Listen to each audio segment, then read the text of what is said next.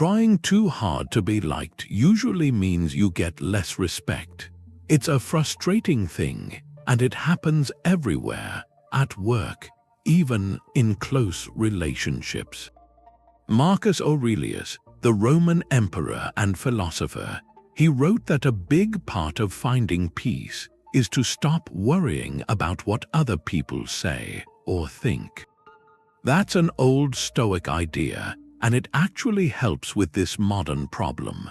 If you can learn to care less in that Stoic way, it's not about being cold or indifferent.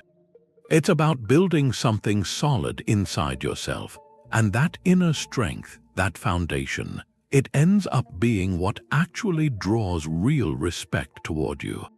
So what does that kind of detachment feel like? It's not about giving up, it's about stepping into your own power. Stoicism says you have to earn respect from yourself first. That's the whole point. It means basing your worth on something no one else can take away, not their opinion, not a failure. The Stoics called that foundation virtue. Arete, excellence of character. They saw it as the only real good. Everything else, your job, your status, compliments, they called those preferred or not preferred. But not essential. When you make that shift inside, when your main measure becomes your own integrity, your honesty, whether you acted with courage, something changes. You become less needy. That desperate need for someone else's approval starts to fade because you're feeding yourself from a better source. Epictetus said it clearly. Don't confuse what's yours with what isn't. Your choice, your effort, your character, those are yours. Other people's reactions, outcomes you can't control, those aren't yours. Respect is your possession. You stop giving them power over how you feel. That's the anchor. It's not about not caring. It's about caring more about the right thing, the quality of your own action. Think about a hard situation at work. Maybe there's an unethical shortcut. Pressure to go along is strong. If your anchor is outside, the math is simple. You go along to get along, to be seen as a team player. But if your anchor is inside, the math changes. You weigh it against your principles. You might speak up or just refuse, knowing it might cost you some standing short term. That act, rooted in self-respect, it's visible. It has a quiet weight. People might not agree, but they notice you operate from a different center. You're not easily swayed because your worth isn't on the line in their debate. So where in your life are you looking for a stamp of approval you could give yourself, checking for likes, needing a manager's praise to feel your work mattered? The practice starts by picking one area and deciding today that your own judgment of your effort, your own commitment to doing it well, is the main measure. That internal valuation, that's the unshakable ground. All real respect, even from others, grows from there. The key to being respected might be to stop trying to control what you can't. Which is other people's opinions. There's a Stoic tool for that. It's the dichotomy of control. Epictetus started his whole handbook with it. He wrote that some things are up to us and some things are not. Our judgments, our impulses, our desires, our actions, those are up to us. What's not up to us is our body, our property, our reputation, anything that isn't our own action. He was drawing a clear line. On one side, your effort, your choices. On the other side, the results, the outcomes, and what people think. When you take that line inside, something shifts. You stop wasting mental energy on managing perceptions. That energy goes back to what you can actually do, the quality of your work, how clearly you communicate, how fairly you act. That creates a kind of calm. You're not scanning every face for approval anymore because you've put their reactions in the not up to me category. It's not indifference, it's focus. Take a big presentation. What's up to you? You can research, you can practice, you can make clear slides, you can sleep well. What's not up to you? Whether someone's on their phone, whether the manager likes your font, whether people applaud. The person who obsesses over the uncontrollable stuff gets nervous, trying to please an invisible jury. The person who pours effort into the controllable things walks in prepared, grounded. That grounded presence is confidence, and quiet, earned confidence commands respect. It shows you understand the game. You're playing to your own standards, not to the whims of an audience you can't control. So take a current worry, a tense relationship, a project. Write it down, draw 2 columns. In the first, list what's truly up to you, your preparation, your honesty, your next action. In the second, list what's not. Other people's moods, the final decision, how history will see it. Just seeing it separated on the page is a relief. It tells you where to place your energy. And where to stop. That practice builds an armor. It lets you engage fully while caring less about the unpredictable reaction, and that posture people notice it. Your thoughts are clouds, and detachment is the sky that holds them, but it's not just a metaphor, it's a technique, a Stoic technique. It builds that distance.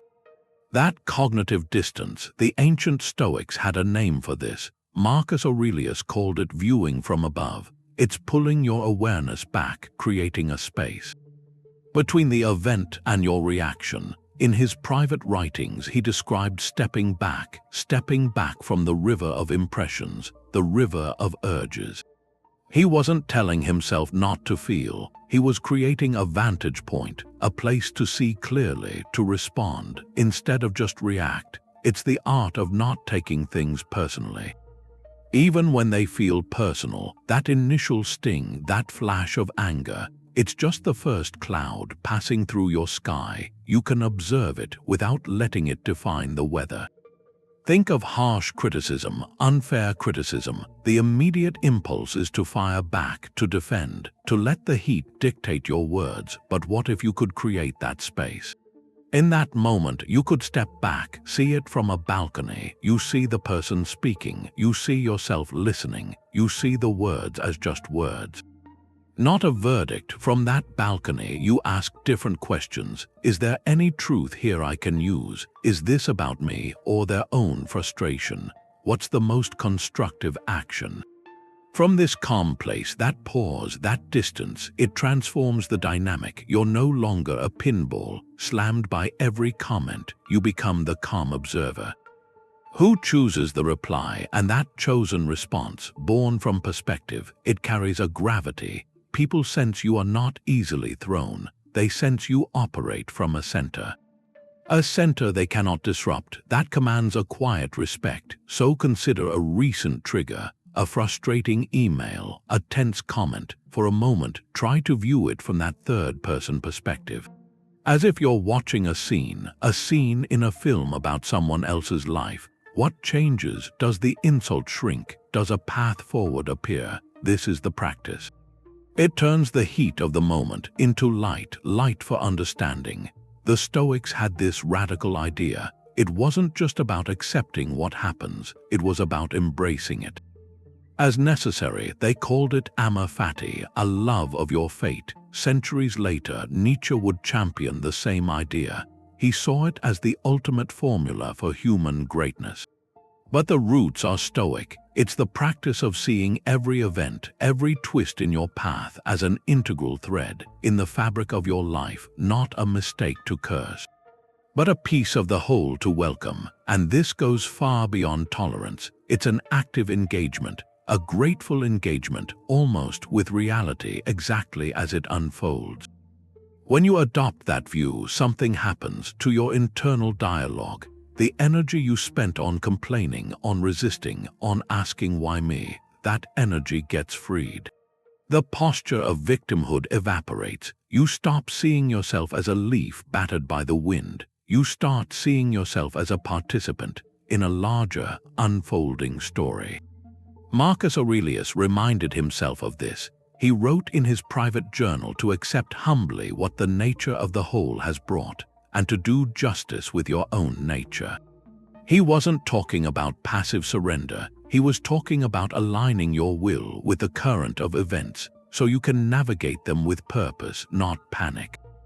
Think of a major project at work that falls apart. The client pulls out. Months of effort seem wasted. the typical reaction is a storm of frustration.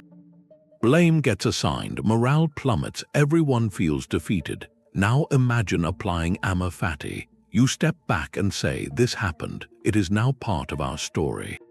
What did it make possible that success would not have? Maybe it revealed a critical flaw in our process, a flaw we can now fix. It forced us to innovate in ways we never would have. If we'd coasted to an easy win, it showed us who on the team is truly resilient. When you, as a leader or a team member, frame the setback in that light, your composure is unshakable. You're not denying the disappointment, you're transcending it by finding its utility. Others watch this, they see you aren't broken by circumstance. They see you mining value from what looks like rubble. That resilience is magnetic. It transforms how people perceive you. You are no longer someone things happen to. You are someone who happens to things. You turn the event itself into a source of your authority. So here's a challenge. Identify one current difficulty in your life. A source of stress, a criticism that stung, a plan that went awry. Set aside the frustration for a moment and ask, what are 3 potential gifts this contains? Not silver linings, but actual lessons or opportunities forged in the heat of this very situation. Maybe the criticism highlights a blind spot you can now address. The failed plan taught you a faster, better way. The stress revealed where your boundaries need to be stronger. Write them down. That simple act begins the alchemy.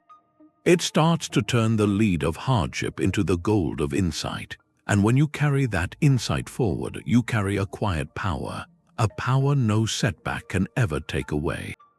Cato the Younger comes to mind. His commitment to the Roman Republic was absolute. Even his enemies respected him. They might have hated his position, but they couldn't deny his character.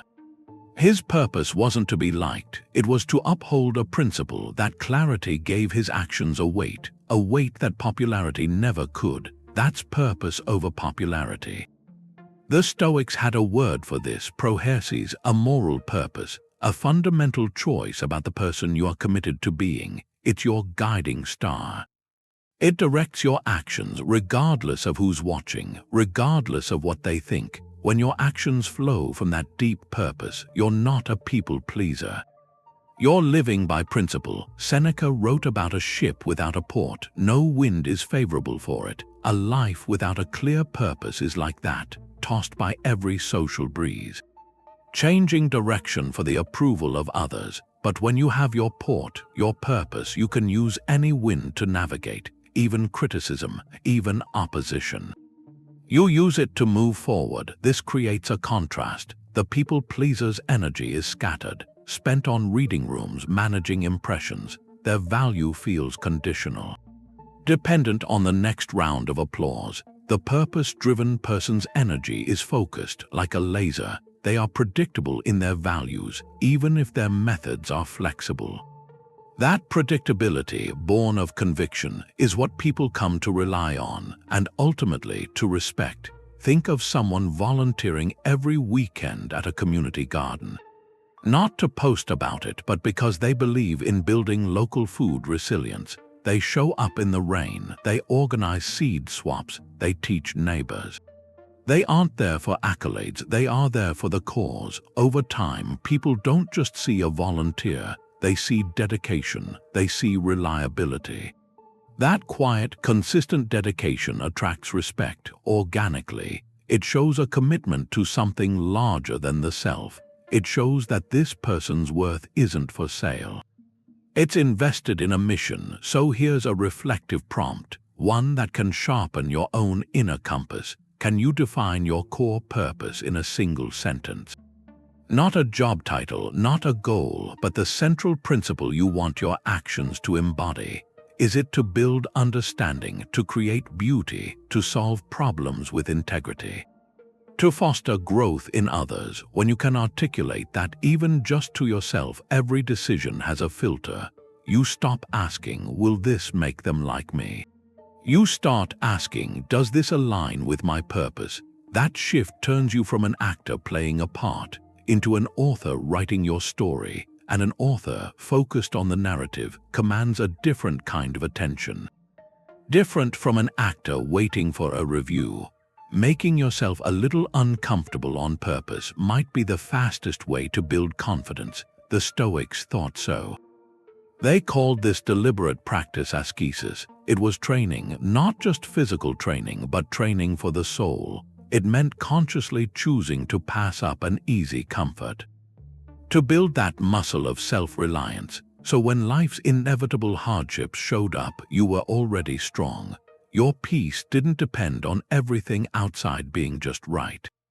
The philosopher Musonius Rufus said it plainly. He said training isn't for its own sake. It's so we learn to endure hardship and to despise pleasure. Not to hate joy, but to not be enslaved by the chase for it. When you're not a slave to comfort, you're free. Free from needing to constantly arrange your whole world just to feel okay. And that freedom gives off a quiet, undeniable strength. You see modern versions of this. It's not about seeking pain, it's about choosing resilience. A cold shower in the morning, not as a punishment but as a reminder that you can handle a shock to the system and come out calm on the other side. A digital detox for a weekend, disconnecting from that constant stream of validation and comparison, to prove to yourself that your worth exists offline. Or taking on a challenging physical task, a long hike, learning a new skill, something that makes you doubt your ability halfway through. Pushing past that doubt is a conversation with yourself. It builds a private reservoir of proof that you're capable, that you can rely on you. This practice attacks the need for approval. When you voluntarily step into a small struggle and conquer it, you feed your self-trust. You're less likely to look outward for someone to tell you you're strong. You already know because you felt it. That internal knowing changes your posture in the world. You don't need the thermostat set perfectly. You don't need everyone to agree with you. You have a core temperature of fortitude that you built yourself. People sense this unshakable quality. They see someone who isn't at the mercy of their environment, and that commands a deep, instinctive respect. It shows a mastery of the self, which is really the only mastery that matters. So here's a simple invitation. Choose one small voluntary discomfort to practice this week. It could be waking up 30 minutes earlier, taking a walk without your phone, eating a simple meal without distraction, or saying no to one thing you feel pressured to do but don't truly value. The goal isn't austerity. The goal is to create a small, deliberate space, a space between a desire for ease and your action. In that space, you exercise your choice. You remind yourself that you're the author of your experience, not a passenger hoping for a smooth ride. Each time you do this, you forge a link in a chain of inner sovereignty. A chain no one else can see, but everyone can feel. The Stoics had a word for it, apatheia. It sounds like apathy, but it's not indifference. It's a kind of freedom. Freedom from the passions that take over, that cloud your judgment. It's not about feeling nothing. It's about not being ruled by what you feel. Think of the ocean. The surface gets whipped by every wind, but underneath there are deep currents. They move with a quiet power. That's the stillness they meant. When you have that stillness, you become steady. And that steadiness draws trust. Seneca wrote about anger. He called it a temporary madness, a fire, and it burns the one holding it first. A peaceful mind isn't weak. It's the strongest mind because it keeps its power to choose. When everyone else is swept up in emotion, that mind stays on solid ground. It can see clearly. It can act on purpose. People notice that. In a crisis, they look for the calm person. That calm suggests control. It makes a situation feel manageable. Picture a tense meeting. Deadlines are missed, fingers point, voices rise. In that room, there's often one person who's quiet, just listening. Their posture is relaxed. They wait, they don't jump into the blame, then they speak, not to add noise but to reframe the problem. Their tone is measured, their questions are precise. They don't get pulled into the vortex without anyone deciding. That person becomes the leader in that moment, not by shouting or making promises, but because their calm created an anchor. Everyone else starts to orient around that stability. Their non-reaction was the most powerful action there, so apatheia isn't mystical, it's a trained response. It starts with noticing the first flicker, that tightness in your chest when you're criticized, that heat in your face. The practice is to create a gap between that flicker and what you do next. Here's an exercise for one day. Just observe your own emotional weather. Carry a note in your mind. Your job isn't to judge the reactions, just to note them. The spike of frustration in traffic, the flash of irritation at a comment, the anxiety knot when you check email, just note it. Perturbation, 10:35 a.m. That act of observation creates the gap. It separates you from the reaction. You're not the frustration. You're the one who noticed the frustration. That tiny space is where your freedom is. It's where you choose to fuel that spark or to let it pass through the clear sky of your awareness. Each time you do it, even a little, you reinforce that deep current. And you build a presence that others can't help but respect.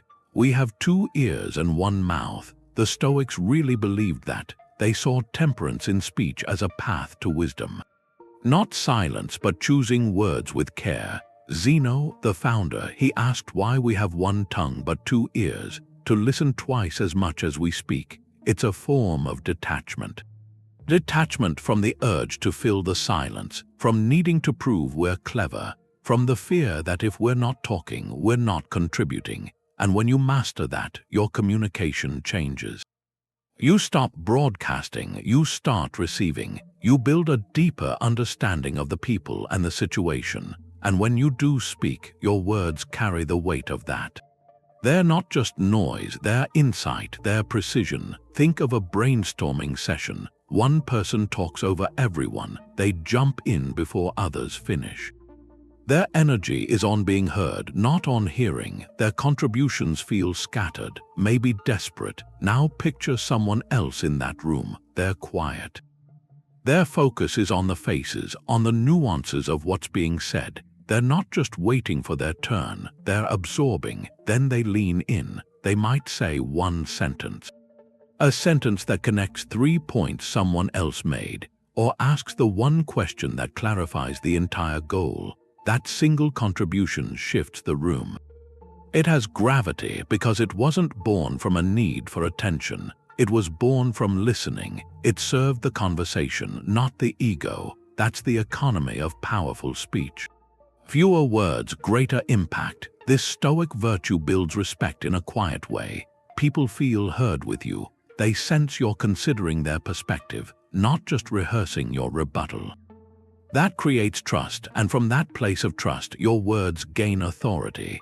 You become the person whose comments people lean forward to catch. Not because you talk the most, but because you mean the most with what you say. So here's a challenge for your next conversation. Practice active listening with one rule. Don't formulate your reply while the other person is speaking.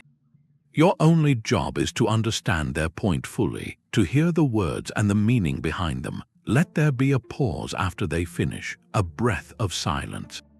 Then, and only then, respond. You might be surprised at how the quality of that response changes, and notice how the dynamic shifts. You're no longer in a transactional exchange of monologues. You're in a dialogue, and in that space, your detached, thoughtful presence speaks volumes before you even say a word. You notice the people who get the most respect. They don't get into the office gossip. They don't get pulled into the online drama. It's like they have a filter. Things that are trivial, they just pass right through.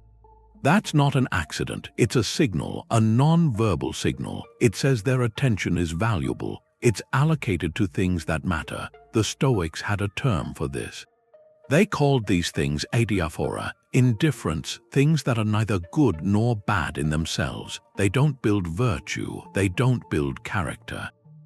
Gossip is one, petty disputes, the latest social media outrage, the need to have an opinion on everything. all of it is Adiaphora, it's social noise.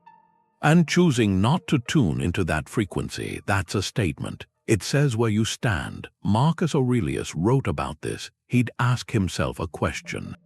Why should I trouble myself over what busybodies are saying or doing? He said it would be absurd to be distracted by their chatter, because his own nature, he wrote, isn't in what others do. It's in what he does himself. That shift is the mechanism from their noise to his own action. When you refuse the petty, you announce something. You announce your mind is on higher concerns. Your own projects, your own principles, your own peace. That announcement elevates your stature, and you don't say a word. Think about a common scene. The break room, the conversation turns negative. A colleague isn't there, and the group picks apart their mistake. The energy is low, but it's binding in a way.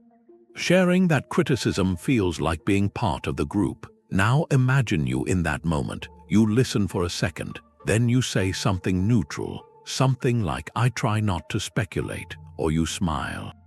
You change the subject to the project deadline. You don't lecture, you don't act superior, you just step out of the current. That refusal isn't seen as aloofness. It's perceived as strength. It signals your mental real estate is too valuable for this, that you have more important battles. People remember that. They start to see you as someone above the fray.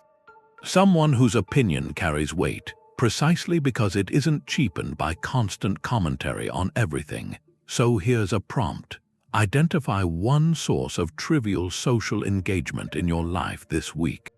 It might be a group chat that spirals into complaint. It could be reading comment sections that breed irritation, or a recurring, low-stakes debate with a family member that never goes anywhere. The task isn't a grand declaration. It's to practice conscious detachment. The next time that channel starts broadcasting, notice the pull to engage. And then choose just once to not feed it. Don't add the comment, don't share the gossip, don't escalate the debate. Let the wave pass by. Observe the space that opens up. That space is where your focus returns to you, and in that quiet focus, your own stature quietly grows. Neediness pushes people away. Self-containment draws them in. You can feel it when someone's whole happiness depends on you, on your presence, your approval. It creates a pressure, a weight. Their emotional state becomes your job to manage. And that responsibility, when it isn't yours, feels heavy. It makes you want to step back. The Stoics had an answer for this. They called it the inner citadel. A fortress of peace built inside your own mind, a place where your contentment lives, separate from outside events, separate from other people. It's the deepest form of self-containment. Epictetus said it plainly. He said happiness and freedom start with understanding one thing. Some things are within our control and some things are not. Then he went further. He said, don't try to make events happen as you want. Instead, want them to happen as they do happen, and your life will go well. The heart of that idea is radical self-reliance. Your well-being is an inside job. Consider two relationships. In the first, one partner feels incomplete alone. Their mood goes up and down with the other's attention. They text constantly, needing check-ins. They get anxious about solo plans. Their love feels like a question, do you make me happy? More than a statement, that insecurity, that need, often pushes the other person away. It isn't a lack of love. It's the strain of being someone's only source of light. Now picture the second dynamic. Both people come to the relationship from a place of wholeness. They have their own interests, their own sources of joy. They enjoy time together deeply, but they also value time apart. Their love feels like an offering. I am happy, and I share that with you, not a demand. This creates space for mutual respect, for real choice. There's no clinging, because there's no fear of emptiness if the other person steps away. That self-containment is attractive. It communicates strength, stability, a deep personal security. This goes far beyond romance. It's true in friendships, at work, in families. The colleague who doesn't desperately need your alliance to feel secure is the colleague you trust more. The friend who is content in their own life is the friend whose company feels like a gift, not an obligation. So here's a question to sit with. In your important connections, do you look to others to complete you or to share a life you've already built? The answer isn't about being isolated. It's about source. Is your primary source of validation, of peace, located inside your own citadel? Or have you mortgaged it out, leaving your emotional home vulnerable to every shift in someone else's weather? Building that inner fortress isn't selfish. It's the foundation for all healthy, respectful, attractive relationships. It turns need into choice and dependence into partnership. A tree bends in the storm, but it doesn't break. That flexibility is strength, and it's the same with character. Resilience, the ability to withstand setbacks, to bend without breaking, that draws people in. It shows a core that can't be shattered, and that resilience comes from a kind of detachment, not caring less, but being less attached to one fixed outcome. The Stoics had an exercise for this, Premeditatio Malorum, the premeditation of difficulties. It wasn't pessimism. It was inoculation. By mentally rehearsing setbacks, losing a job, a relationship ending, a public failure, they took away the power of surprise. Those events became possibilities within life's natural order, not monstrous catastrophes. If you've already walked through a scenario in your mind, accepted it could happen, then its arrival doesn't destroy your world. It becomes a situation to manage, not an identity to mourn. Seneca put it well. He wrote that fortune can only take back what she herself gave. What's truly ours, our character, our reason, our virtue, those aren't her gifts. They're beyond her reach. Internalize that, and failure loses its finality. A business venture collapsing isn't the end of you. It's an event that happened. Your response to it, that's where you live, that's what remains yours. Think of two entrepreneurs. The first stakes everything on one idea. Their identity is fused with its success. When it fails, they're devastated. They lash out, blame partners or the market, and then retreat, humiliated. Their story ends there. People might feel pity, but not respect. Now the second, they pour their heart into the venture, but they've practiced that mental detachment. They've considered it might not work. When it does fail, they feel the disappointment. But then they do something. They gather the team. They say, we learned 3 critical things. Our assumption about the customer was wrong. Our timing was off. This technology has a different application. And then, calmly, they start sketching the next idea on a whiteboard, using those lessons as the foundation. That person earns more respect from the team, from investors, even from competitors than someone who never risked failure at all. Their resilience, absorbing the blow and moving forward, that's seen as true toughness.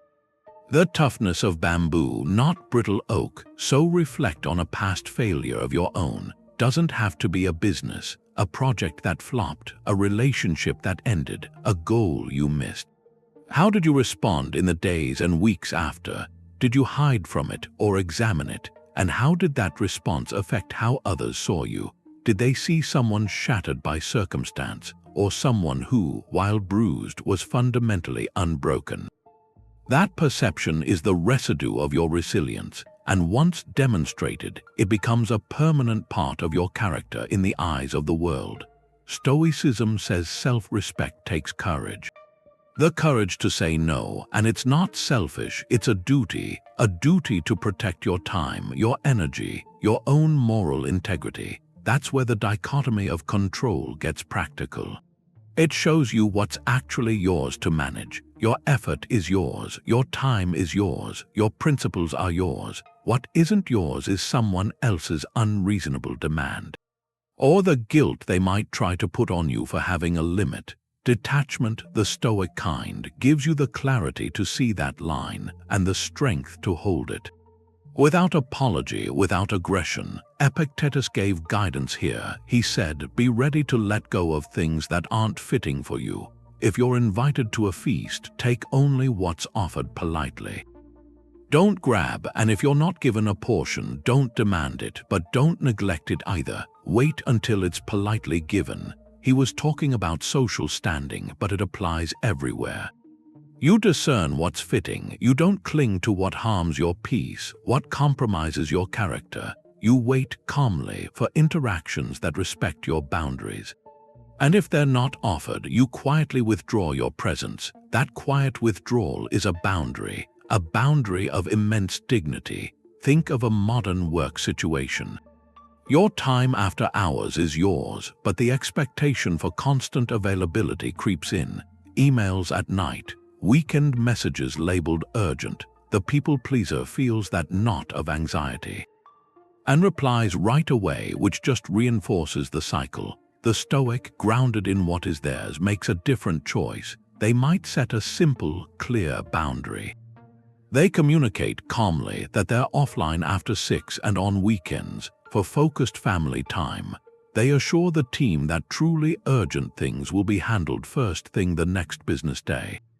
Then they follow through. They don't check the phone. They don't explain or justify over and over.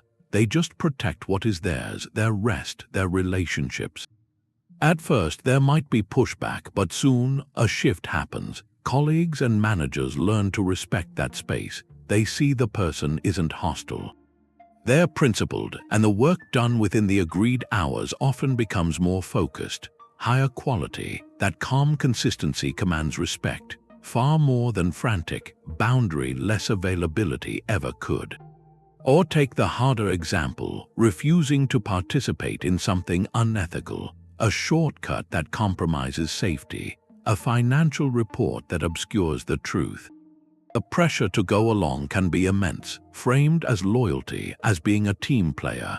The Stoic, whose anchor is internal, sees the line clearly. Participating would violate their own nature. Their boundary is their character. They might say simply, "I can't sign off on that," or "I'm not comfortable with that approach." They state it as a fact about their own principles. Not an accusation. They don't need to win the argument or convert others. They only need to hold their ground. That unwavering commitment to virtue, expressed without fanfare or anger, carries a moral weight.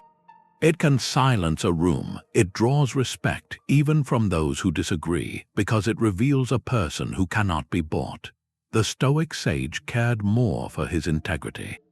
The chariot was just a tool. It might be something he'd prefer to have, but it was indifferent to his character. That's the idea of preferred indifference. Things like wealth or reputation or health, they have a kind of value. They can be useful, but they aren't good, not in the moral sense. They don't make you virtuous. They're external, and to chase them, to think they're the source of respect, that's an illusion. Seneca saw that chase as a kind of madness. In On the Shortness of Life, he writes about people busy with ambition. He says they're laboring over trivialities. They're tossed about by life's big problems, but they're only really concerned with who will inherit their estate. They spend their lives acquiring things to impress people they don't even like, and in that endless acquisition, they lose what actually commands respect.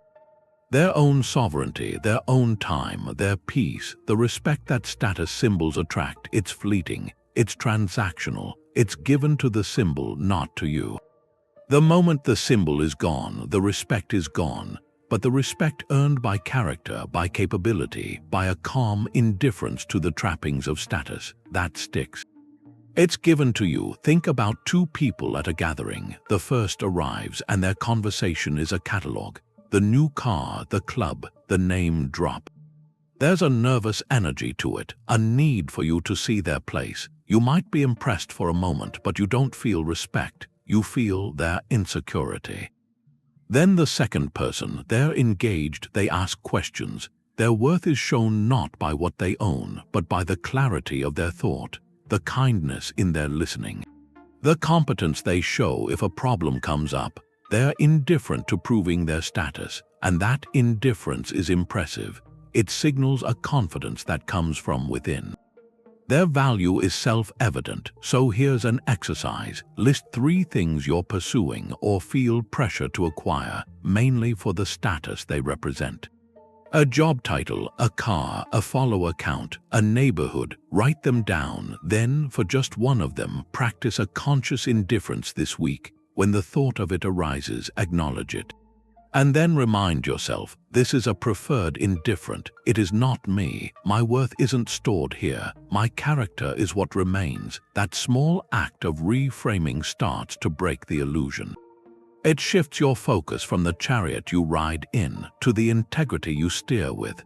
The most valuable thing you can give someone is your full attention.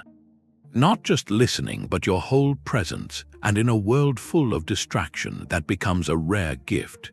It tells the other person that right now, they matter more than the noise in your head, more than the phone in your pocket. That's the practical core of Stoic mindfulness, what they called prosarch. It's the discipline of awareness, bringing your scattered mind back, over and over, to what's actually happening right in front of you. It's a detachment from your own internal story, your to-do list, your worries, to be fully here, for the person you're with. Marcus Aurelius wrote about this. He wrote about living each day as if it were your last, but he didn't mean with panic. He meant without distraction, without drama, focused, purposeful.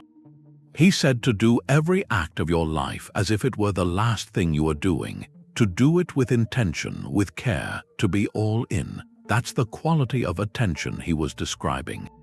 When you offer that to another person, you're giving them a piece of your life. You're saying this time is for you, and that's a profound form of respect. It's respect put into action, not just words. You can feel the difference right away. Think of a conversation where the other person keeps looking at their phone. Their eyes go to the screen with every buzz. Their replies are vague. You feel yourself getting smaller, less important than whatever is flashing on that glass. Now think of a different interaction. The person puts their phone away, screen down, they turn toward you, they listen. Their questions follow your specific words. In that space, you feel seen, you feel heard, valued. That feeling isn't just nice, it builds trust, it builds connection, and it creates a reciprocal respect. You instinctively think more of that person because they showed, through their focused presence, that they think highly of you. This practice seems simple, but it's incredibly hard. Our minds are built to wander. The discipline is in the gentle return. It starts with one conversation, just one. Today, pick a single interaction with a partner, a child, a coworker, even a cashier.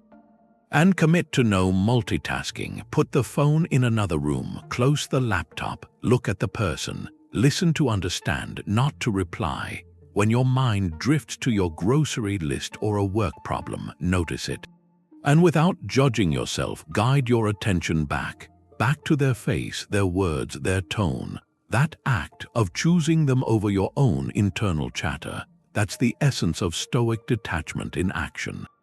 It's caring less about the 1,000 other pulls on your mind, so you can care more deeply about the human being in front of you. And in that focused space, respect flows naturally. Both ways. From a satellite, the world is just a silent marble. All our social anxieties, our ego battles, they're invisible from there. They vanish into the blue and white of the whole thing. The Stoics practiced this. They called it the view from above. It was a meditation for humility, to see your life, your struggles, your moment in the flow of time and space. The point wasn't to make problems meaningless, it was to put them in scale, to shrink an insult down to its true, tiny size. Marcus Aurelius returned to this. He wrote about the earth as a point in the cosmos, life as a brief moment. He thought about the endless succession of people, all with the same hopes, all gone. And he asked, given that vastness, how could he be troubled by gossip, by a missed honor, by a rude remark? From the cosmic perspective, these are specks of dust. They're flickering shadows in a very long play. This practice doesn't breed cynicism. It fosters a serene demeanor, because when you internalize how small the stage is, you stop taking your role so personally. You can use this the next time a professional slight stings, a credit taken, a harsh email. Feel that initial heat rise, then, in your mind, pull the camera back. See the office from a block away, then from the edge of the city. See the city as a grid of lights, the country as a shape, the globe hanging in black silence. From there, where is that email? Where is that opinion? They're lost in the immensity. This doesn't mean the issue isn't real. It means your reaction to it can be chosen. Not automatic, you can address it or let it pass from calm strength, not wounded pride. You can almost shrug internally, not with disrespect, but with the recognition that in the grand story, this is a minor line. This perspective makes you hard to offend, easy to respect because you operate from a bigger picture. So here's a challenge for a day. The next time you feel that prick of offense, a curt reply, a dismissive glance, an unfair criticism, pause. Before you react, take 3 breaths, and in that space, invoke the view from above. See the moment from the ceiling, then from the sky. See the two of you as small figures in a vast landscape of human history. Ask yourself, will this matter in a week, in a year, to the universe? Let that humility wash over the heat of the ego. Then, from that calmer vantage point, decide what, if anything, needs to be done. Not every thought that enters your mind deserves your belief or your energy. Some are just noise. Stoicism gets practical here with the discipline of assent. It's a mental filter, a pause button before you react to anything, a rude email, a worried thought. You have a split second to grant or withhold your assent. Your agreement, your belief that this impression is true and worth acting on. Epictetus taught this as the first line of defense. He said people are disturbed not by things, but by the views they take of them. The event itself is neutral. It's your judgment about it, your assent to a negative interpretation, that creates the inner storm, and that storm often leads to outer conflict. Your senses bring you raw data. A colleague walks past you without saying hello. That's the data. The immediate impression your mind might serve up is, they're ignoring me. They're angry, I must have done something wrong. The discipline of assent is the moment you catch that thought. You don't automatically believe it, you hold it up. You examine it, you say, this is just an impression. Is it the only possible interpretation? Could they be preoccupied? Could they simply not have seen me? By withholding your immediate assent to the negative story, you disarm it. You prevent that internal storm from forming. And because no internal storm formed, you don't walk into their office later with defensive energy, creating an unnecessary conflict that never needed to exist. This selective engagement changes everything. It turns you from a reactor into a curator of your own mental landscape. You choose which impressions to invest in, which battles to fight, and more importantly, which to simply let pass by, unrecognized by your belief. A simple practice for today. The next time a negative impression lands, a spike of jealousy, a feeling of being slighted, label it. Silently, in your mind, just say, this is an impression, that's all. Don't fight it, don't argue with it, just name it for what it is, a piece of data offered by your mind. Not a command. In that space between the impression and your reaction, you'll find a quiet power. The power to choose your battles, not on the noisy battlefield of circumstance, but in the silent council chamber of your own judgment. Many people can manage failure, but the real Stoic test is how you handle success. It's a quieter challenge. When everything goes right, when the praise comes in and the results look good, that's when the ego gets comfortable. The Stoics warned about being carried away by good outcomes. Because success is an external, it's a preferred indifferent. It feels good, but it isn't you. Your character stays separate. To tie your identity to a winning streak is just as dangerous as tying it to a losing streak. You've just swapped one dependency for another. Seneca wrote a lot about fortune's fickleness. He saw how a man could get puffed up by good luck, thinking the wind at his back was his own ability to fly. He said fortune gives and takes with the same hand. The person who's elated by the gift will be crushed when it's taken back, so the goal is a level head. A steady internal compass that reads the same in a storm and in calm. That's equanimity. It means your sense of worth doesn't inflate with the win, so it can't be deflated by the loss. You enjoy the moment, but you don't build your home there. Think about a manager who gets a big promotion. The external validation is obvious. New title, more authority, congratulations from everyone. The trap is starting to believe the hype, to see the title as a crown, and to act from a place of new superiority. The Stoic approach is different. This manager, grounded in equanimity, accepts the role with gratitude and with perspective. They know the promotion is a circumstance. Their capability, their work ethic, their integrity, those are the constants. In their first team meeting, they don't lead with their authority. They lead with humility. They openly credit the team for past successes. They focus the talk on the work itself, on the new challenges ahead, not on their new status. They might even joke about the bigger office or the new responsibilities, lightly acknowledging the change without being defined by it. That demeanor sustains respect. It tells everyone, I haven't changed, the circumstances have. I'm still the same person committed to the same principles. That consistency is reassuring. It prevents the resentment that often follows a colleague's rise. People keep seeing the individual, not just the title, so consider a past success of your own. A professional achievement, a personal goal, a project that got praised. When the applause came, what happened inside? Did you feel a surge of pride that slowly attached to your identity? Did you start expecting that level of recognition as your new normal? Or could you receive the praise, feel the genuine joy of the accomplishment, and then gently set it aside, returning your focus to the next right action? That ability to enjoy without clinging, to succeed without needing the success to define you, that's the mark of a grounded character. It's what keeps respect alive long after the confetti is gone. Your integrity doesn't need a committee vote. It doesn't need a long defense. That's a kind of detachment. When your reasons are sound, when your action lines up with your principles, you don't feel this urgent need to make everyone else get it. The explanation gets minimal because the validation you're looking for is internal. The Stoics put the good in the action itself, in the virtue of the choice.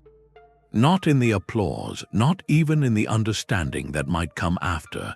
To over-explain, to justify yourself at length, that often signals a quiet insecurity. It says you're still looking for that external vote of confidence. You're handing your piece over to the jury of other people's opinions, hoping they'll come back with a verdict of not guilty for your choice. Marcus Aurelius wrote about this. He said the good and decent man does what his nature requires. He takes what comes to him, and he does it without making a show of it. Without trying to hide it, there's a quiet dignity there. The action is enough. The explanation is secondary. It's a form of economy, an economy of speech that comes from an abundance of inner certainty. Think about a common social invitation, one that doesn't line up with your priorities or your energy. The insecure response is a flood of words. I'm so sorry, I'd love to, but I have this thing, and then my cousin is visiting, and I'm just so swamped, maybe next time. That rambling excuse is an open door. It invites negotiation. It asks the other person to weigh your reasons and find them lacking. It turns your no into a debate. Now contrast that with a response grounded in that inner certainty. A simple, warm, thank you for thinking of me. I won't be able to make it this time. No elaborate story, no defensive posture, just a clear statement of fact about your own capacity. That clarity, delivered without apology for your own boundaries, is far more likely to be accepted. It doesn't leave room for argument because it isn't presented as an argument. It's a statement, and that quiet confidence in your own decision commands a different kind of respect.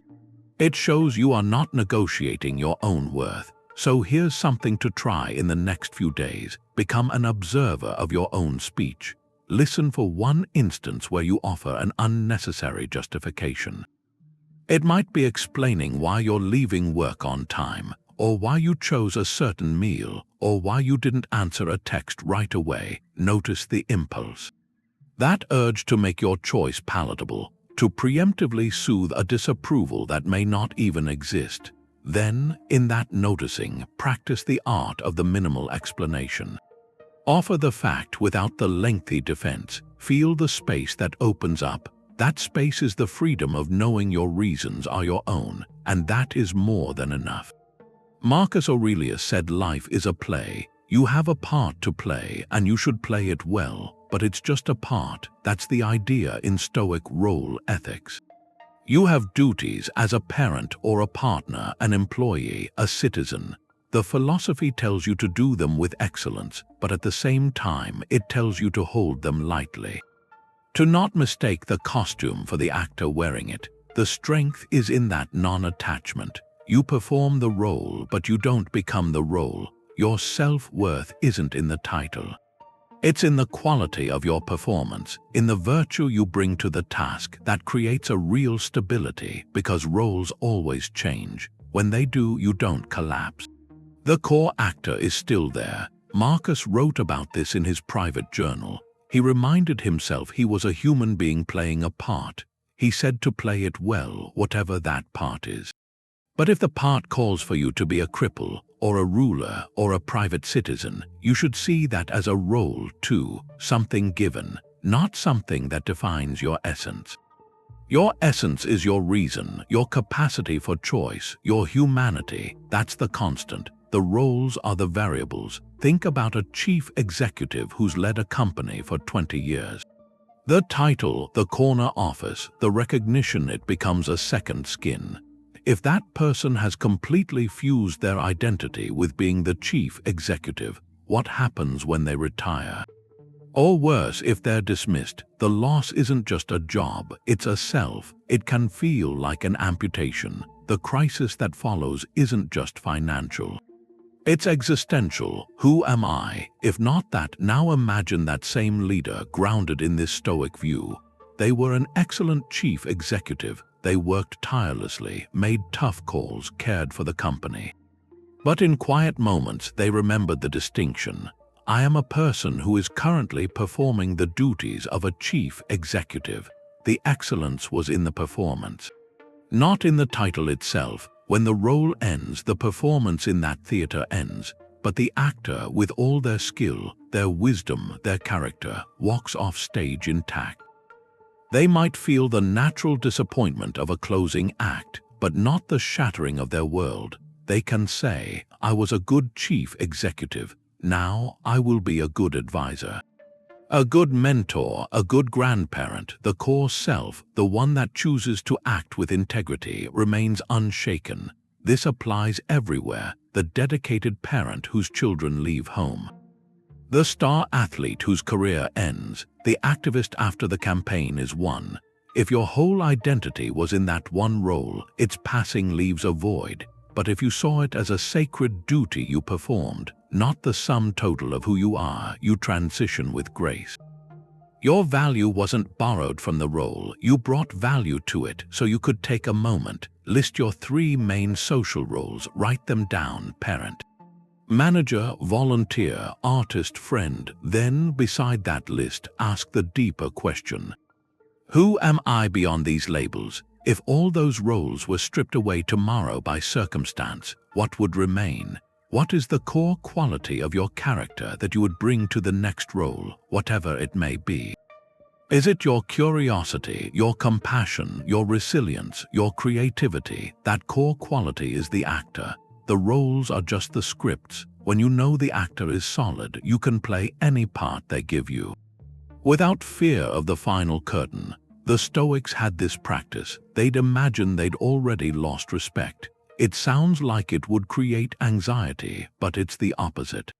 It's a tool for liberation. They called it the premeditation of troubles. The goal wasn't to dwell on the negative. It was to disarm it. By mentally walking through the loss of status or a friendship or public esteem, you take away the future's power to surprise you. To devastate you, you realize you would survive, that the core of you would remain, and with that, the desperate grip of attachment loosens. You stop clinging so hard to what you have. Because you've already accepted calmly that it could be gone tomorrow. This isn't pessimism, it's a vaccination. A small, controlled exposure to the idea of loss builds immunity to the fear of it. Seneca was a master of this. He advised ending each day with a specific review. He said to picture not the day's gains, but the potential losses of tomorrow. Imagine your possessions gone, your status stripped, even the people you love no longer there. It sounds harsh, but his purpose was profound. He wrote that by doing this, you would never take these gifts for granted. You would hold them with open hands, not clenched fists. And when you hold something with an open hand, you appreciate its presence more deeply, precisely because you've accepted its temporary nature. Your enjoyment becomes purer, free from that underlying tremor of fear that it might be taken away. You can apply this directly. Consider the anxiety before a big presentation. The fear isn't really about the presentation itself. It's about the potential loss of respect. What if I stumble? What if they think I'm incompetent?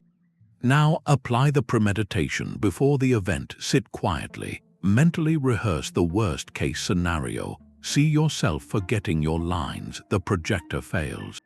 The audience looks bored or dismissive. Sit with that feeling. Then ask the Stoic question: what next? Would the world end? Would you cease to be a capable person? You'd likely feel embarrassment. You'd analyze what went wrong. You'd try again. By walking through the fear, you drain its terror. When you then step into the actual presentation, a part of you knows you've already faced the specter of failure and remained standing. That knowledge translates into a calmer presence. You're not performing from a place of desperation to avoid loss. You're sharing from a place of grounded capability. And that calm is far more likely to earn genuine respect than a flawless but frantic delivery. So choose one social fear: the fear of speaking up in a meeting, or the fear of a friendship cooling. This week, set aside 5 minutes, close your eyes, practice negative visualization. Imagine the feared outcome has already happened. You spoke and were ignored. The friendship has faded. Sit with the emotions that arise, but then follow them through to the other side. What would you do next? What would still be true about you? This exercise doesn't make you indifferent. It makes you resilient, and a resilient person who isn't terrified by the possibility of losing face carries themselves with a quiet assurance.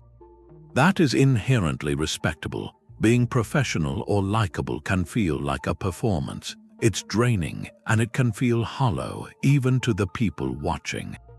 That effort to project a flawless image, it takes so much energy, and it builds this subtle wall between you and everyone else. Stoicism suggests a different way. A path built on self-honesty. The Greeks had a word for that kind of fearless truth-telling: parrhesia. It meant speaking your mind openly without disguise. Even if there was a personal risk, for the Stoics that honesty was turned inward first. It meant looking at your own flaws and limitations with clear eyes. And then having the courage to be that real person out in the world, not the polished persona you think you're supposed to be. Epictetus talked about this directly. He warned his students. He said, "Don't call yourself a philosopher unless you're actually living the philosophy. Don't take the title and then just keep acting the way you always have." He was pointing to that gap, the gap between performance and practice, between the image and the action. When you close that gap, when your outside matches your inside, something shifts. You stop performing, and in that space, your authentic, imperfect self can come through. That authenticity is magnetic because it's relatable. Perfection is intimidating. It's distant, but a shared struggle, a visible effort, a human flaw. Those things are bridges. They invite connection. You can see the difference online. One person's feed is a curated highlight reel. Perfect meals, perfect trips, perfect achievements. It might inspire awe, but it often inspires comparison. A quiet sense of inadequacy. It feels like a performance. Then picture someone else. They share a project that failed and what they learned. They talk about the anxiety of starting something new. They show the messy workshop, not just the finished product. That vulnerability doesn't repel respect. It cultivates it. People see someone who is real, who is trying, who isn't hiding. That courage to be seen, flaws and all, it fosters a deeper kind of respect. It says, I trust you enough to see me as I am. So where in your life do you feel you're performing? Is it in your role as a parent, afraid to show uncertainty? Is it as a leader, feeling like you have to have all the answers? Is it socially, crafting a persona you think will be accepted? Identify that one stage. Then, consider one small, conscious step toward authenticity there. It might be admitting you don't know something in a meeting. It could be sharing a doubt with a friend instead of pretending everything's fine. It doesn't mean oversharing or abandoning professionalism. It means replacing a polished mask with a genuine face. That shift from performer to person, that's where the deepest respect begins to grow. The builders of the Roman aqueducts, they are anonymous. We don't know their names, but their work stands for centuries. It's a testament to their skill, to their purpose. And their individual identities are lost. That points to a Stoic principle. It's the shift from wanting personal credit to finding fulfillment in the contribution itself. It's a detachment from the ego's need for a spotlight. When you care more about the value of the work than the recognition, your energy changes. It becomes pure, more focused, and ultimately more effective. Marcus Aurelius wrote about this. In his private writings, he reminded himself to find joy in the activity itself, to stop looking for the applause. He said that in performing a social act, you should be satisfied with the consciousness of having performed it. The act done well is its own reward. The external praise or the lack of it, that's in the category of things not up to us. This aligns with the Stoic view of acting for the common good. Seeing yourself as a limb of a larger body, the hand doesn't seek credit for grasping. It just performs its function for the health of the whole. When you internalize that, your motivation is cleansed of a certain desperation. You work from a place of service, not scarcity. You can see this in any modern team. Picture a critical project hitting a last-minute technical snag. Panic starts to ripple, and then there's a team member who doesn't announce a grand plan. They just retreat to their desk. They dig into the code or the data and work through the night. By morning, they've engineered a fix. When the team gathers, they present the solution matter-of-factly. They often credit a collective insight, or they frame it as the next logical step. They didn't send a heroic midnight email to the boss. They didn't make a show of the sacrifice. Their focus was entirely on solving the problem for the team's success. That quiet competence, that lack of need for a medal, it earns a deep, silent admiration. Respect for that person grows, not just among leaders, but among peers. They sense a reliable, ego-free ally. The contribution, in its excellence, speaks louder than any self-promotion ever could. So this week, identify one task, one project where you can practice this shift. It might be preparing a report no one will see but you do it with meticulous care. It could be mentoring a junior colleague without mentioning it to your manager. Or simply completing a routine duty with full presence, as if it were the most important work in the world. As you do it, consciously redirect your inner dialogue. When the thought arises, I hope someone notices this, gently return your focus to the quality of the action itself. Ask, is this done well? Does it serve its purpose? Find your satisfaction there, in the silent completion of a thing done right. That internal shift from audience-seeking performer to dedicated craftsman, that's where real authority is quietly forged. How much is this going to matter in 5 years? That question creates a kind of distance. It puts a quiet space around whatever the problem is. That's the calm of a temporal perspective. It's a Stoic lens. It shrinks today's drama down to its actual size. You place a current struggle inside the long arc of a lifetime, or even within the sweep of history. And you drain the urgency right out of it. The emotional charge just dissipates. You start to see it as a passing scene, not the entire story. The Stoics practiced this constantly. They'd reflect on the brevity of life, not to make life seem meaningless, but to highlight what actually deserved their limited energy, their limited concern. A social slight, a moment of embarrassment, a heated disagreement, you view these from the end of your life. They're just brief flickers. Marcus Aurelius came back to this thought again and again. He wrote that in the life of a man, his time is a mere instant. His existence is a flux. His perception is fogged. His whole bodily composition is rotting. His mind is a whirligig. His fortune is unpredictable. His fame is unclear. All things of the body are a river. All things of the mind are dream and delirium. And his point wasn't bleak. It was liberating. If fame itself is unclear and fleeting, then how much more so is a single day's social discomfort? This perspective isn't about dismissing your feelings. It's about contextualizing them. It grants you equanimity, that steady, unshakable calm, because you stop reacting to the moment as if it's permanent. You see it in motion, already receding into the past. Take the fear of public speaking, a classic social anxiety. In the moment before you walk on stage, that fear can feel absolute. It screams that this performance will define you. Now apply the temporal lens. See yourself an hour from now. The talk is completed regardless of the outcome. See yourself a week from now. The memory is already fading. See yourself 5 years from now. Will you even remember the specific nervous tremor in your voice? Or will you remember the topic you cared about, the connection you made with one person in the audience?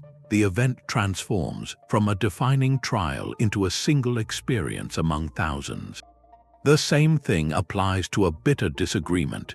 In the heat of an argument, positions harden. Words feel like permanent wounds, but from the perspective of a lifelong friendship or a decades-long career, that single clash is often just a minor ripple. A lot of the things we argue about with such passion today, we struggle to even recall the details of next year.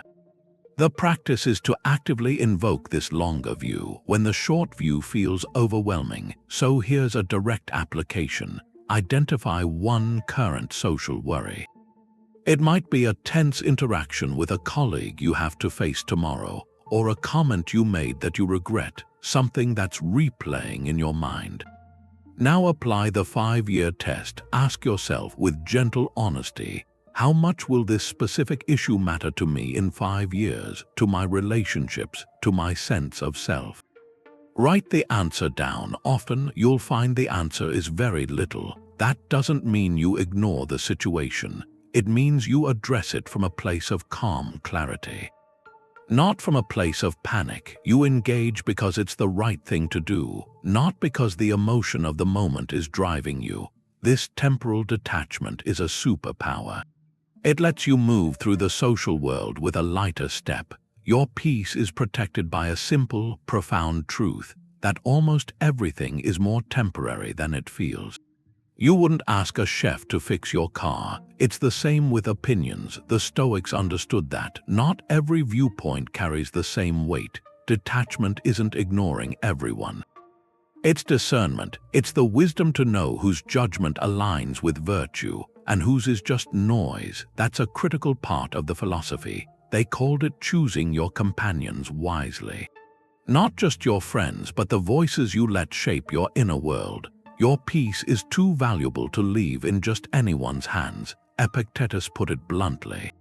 He said if someone told you a person was speaking ill of you, don't defend yourself. Just reply, he must not know my other faults, or he wouldn't mention only these.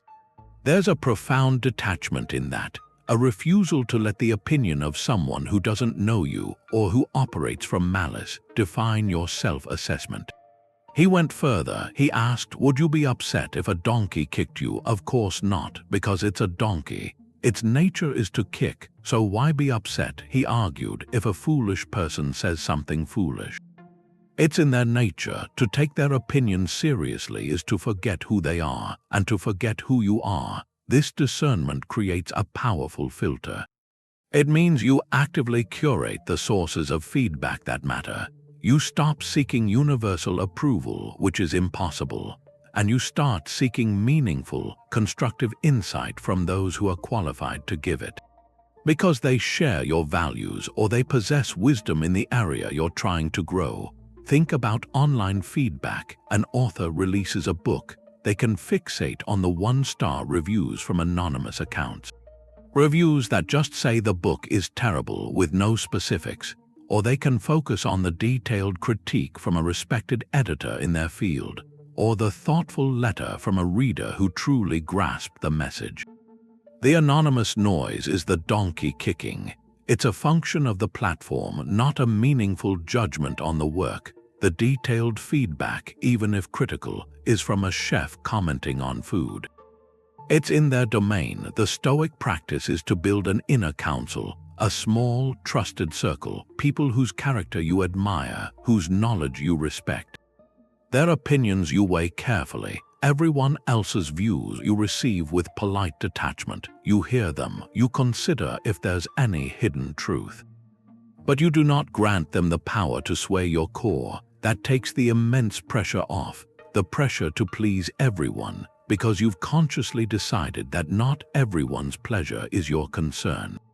Only the respect and the constructive input of your chosen few. So here's a reflective prompt, a simple but powerful exercise. Take a moment to list the 3 to 5 people in your life whose opinions truly matter to you. Whose respect you genuinely value, not whose approval you fear losing, but whose judgment you trust to be both honest and virtuous. Write down their names. Then, beside each, write why. Is it their integrity, their experience, their unconditional care for your growth? That list defines your inner council. Anyone not on that list, their criticism or praise, while you can acknowledge it, ultimately belongs in the category of things not up to you to control. Their opinion is their business, your peace is yours, and that discernment is the final, practical gatekeeper of a detached and respectable life, remembering you'll die. It's a tool for focusing on what's essential. The Stoics saw it as a kind of liberation. They called it Memento Mori, a reminder of mortality, but it wasn't about dwelling on the end. It was a way to bring the present into focus, the finiteness of life. It sorts things, the trivial from the meaningful, social anxieties, the need for approval, status competitions. They lose their grip against a limited lifespan. Their urgency just evaporates. What remains is what matters, the integrity of your character, the depth of your relationships, the quality of your contributions. The practice strips away pretense. There's no time to perform for an audience when you know the curtain will fall. There's only time to be who you are, to do what matters. Seneca wrote about this. He said life is long enough if you know how to use it. The problem is we waste so much of it. We postpone our lives. We act like we have an endless supply of days, so we fritter them away on concerns beneath us. He urged living each day as if it were a complete life. Measuring it not by duration but by depth, asking each morning what would make the day well lived, reviewing each evening whether you had lived it. That awareness of time's preciousness, it's the engine of a focused life. It makes you decisive, bold in your values, remarkably calm in the face of minor slights. Consider an everyday interaction. You're in a meeting. A colleague dismisses your idea with a condescending remark. The old, ego-driven response might be to fire back, to defend your territory, to get drawn into a power struggle, but with Memento Mori in the background, the calculus shifts. You think, is this disagreement worth a minute of my finite time? Does winning this point contribute to the project or just to my pride? From that vantage point, you can let the comment pass. Acknowledge it neutrally, steer back to the work itself. Your calm refusal to be baited, it doesn't show weakness, it shows a profound strength. It shows you're playing a different game. A game where your score is kept by the integrity of your actions, not by momentary victories. Or think about the chase for status symbols, the newer car, the bigger title, the more exclusive recognition. When you remember none of these accompany you beyond this life, their allure dims, your energy redirects toward building something of lasting value, a legacy of kindness. A body of work that solves real problems, memories of shared joy with loved ones. That shift in priorities is visible. People sense when someone is no longer chasing the external validation they themselves are desperate for. That person operates from a deeper center, and that centeredness commands a quiet, enduring respect. So bring to mind one current source of social friction or anxiety. A tense relationship, a fear of speaking up, a resentment. Apply the Memento Mori filter. Ask with gentle honesty, if I knew for certain I had only 1 year left to live, would I care about this person's opinion of me? Would this conflict matter? Would this fear still hold power? The answer that arises, it isn't a mandate to abandon responsibility. It's a clarifier. It shows you what deserves your precious energy and what you can, with peace, release. That release is the sound of chains falling away. It's the freedom to live and to earn respect on your own terms. Detachment isn't something you do all at once. It's what happens when you make certain choices day after day, choosing your own judgment over someone else's, choosing your own purpose over being liked. Choosing to see the long view instead of getting caught in the moment. We've talked about these ideas, valuing yourself internally, knowing what you control, purpose over applause, seeing things from a distance in time and space. They aren't separate pieces, they're all part of the same thing, a way of living, and the point isn't just knowing each one, it's how they work together. How they weave into a kind of calm presence, a way of moving through the world with a different weight. Epictetus talked about living in agreement with nature. Your own rational nature and the nature of everything. This integration is that agreement. It's when your own sense of value shapes what you try to control. When your purpose makes your boundaries clear, when stepping back makes a daily problem feel smaller, they all support each other, they build something resilient. The change doesn't come from one big show of indifference. It's the compound effect of small, daily practices. It's the 100 little times you let go of your ego before lunch. So what does that actually look like in a day? The alarm goes off. Instead of grabbing your phone right away, you take 5 minutes of quiet. You set an intention, not a list of tasks, but a quality. Today, I will be patient. I will listen. That's your anchor. You set it before the world starts pulling. On your commute, someone cuts you off. The flash of anger is the first impression. You feel it, but then you apply the discipline. This is just an event. What he did isn't up to me. My reaction is, you breathe and let it pass. You keep your peace. At work, a colleague takes credit for your idea. The old urge is to correct them right there, to claim what's yours, but you run it through the filters. Control, their action isn't mine. Purpose, is my goal to be seen or for the project to succeed? The long view, will this credit matter in 5 years? You might decide to talk about it later, privately, from calm principle, not hurt pride. Your response is measured. It's not reactive. At lunch, gossip starts. You remember what's trivial. You smile, change the subject, or just listen without adding to it. You protect your attention. You keep it for things that matter. The day brings a small success praise from your manager. You feel the pleasure, but you hold it lightly. This is a preferred indifferent. You say thank you and you turn your focus back to the next right action. Your worth was intact either way. By evening, you're tired. A family member is irritable. Instead of matching that frustration, you take the view from above. You see the fatigue, the stress, as passing weather in a long relationship. You respond with kindness, not because you're weak, but because you're anchored. You don't get pulled into the storm. That's detached engagement. It's not cold. It's deeply engaged, but from a center that doesn't get rocked. You are in the world, but not of its drama. Your influence grows because of that consistent, calm presence. It becomes a place others can rely on. So here's one way to pull it together. Design one Stoic morning routine just for tomorrow. It doesn't need to be long. It could be 3 minutes. In that time, you might combine a few principles. First, 1 minute of negative visualization, remembering how temporary things are, to build gratitude and reduce clinging. Then, 1 minute to reaffirm your core purpose, 1 sentence to guide your actions. Finally, 1 minute for the view from above, seeing your day's coming challenges from a vast, calm distance. That small ritual weaves the threads together at the start. It builds the muscle memory of a life lived from the inside out, a life where respect isn't pursued. It's quietly, inevitably earned. The paradox is that respect isn't something you get by demanding it.